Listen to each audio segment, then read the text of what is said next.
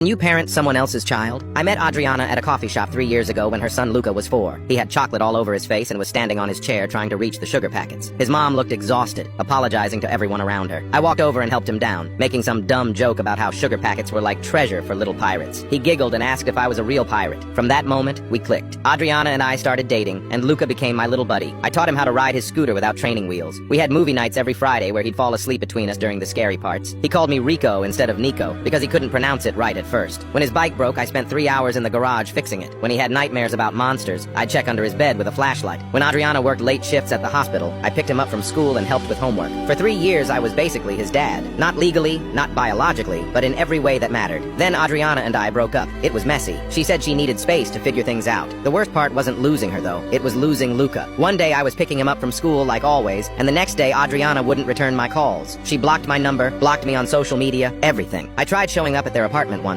but she threatened to call the cops. Said I had no legal right to see him. She was right. For a whole year I wondered how he was doing. Did he still sleep with that stuffed elephant I got him? Was anyone helping him with his multiplication tables? Did he ask where I went? Then last Tuesday, I got a Facebook message from someone named Janet Williams. She said she was a counselor at Luca's elementary school. My heart stopped when I read the first line. Adriana had been arrested 2 weeks ago for drug possession. Luca was in foster care, and nobody could calm him down. He kept asking for his dad, Rico. Janet said she'd gone through Adriana's old messages and found mine. She asked if I could come talk to him because he wouldn't eat, wouldn't sleep, just kept crying for me. I didn't even think about it. I called in sick to work and drove 5 hours straight to the Children's Services office. When I walked in, Luca was sitting in a corner chair, staring at his hands. The moment he saw me, he ran so fast he almost tripped over his own feet. He crashed into my arms, sobbing. "Why did you leave me, Rico? Why didn't you come back?" I held him tight and told him I never wanted to leave, that I tried to come back but couldn't. He looked up at me with those big brown eyes and asked if I was going to disappear again. That night I stayed at a motel nearby. A social worker had to supervise our visit, but Luca fell asleep holding my hand. The next morning I filed paperwork for temporary custody. The judge looked at me confused and asked why I wanted to take care of a child who wasn't mine. I told her the truth. When I promised Luca I'd always be there for him, I meant it. Even if I wasn't with his mom anymore, that promise didn't expire. It took 4 months of court dates, background checks, and home visits, but they let me have him. 2 years later, Adriana got clean and wanted him back. At the final custody hearing, she cried and thanked me for keeping him safe. I handed her his backpack and said, "Take care of our boy. He's with her now, but I still see him every other weekend."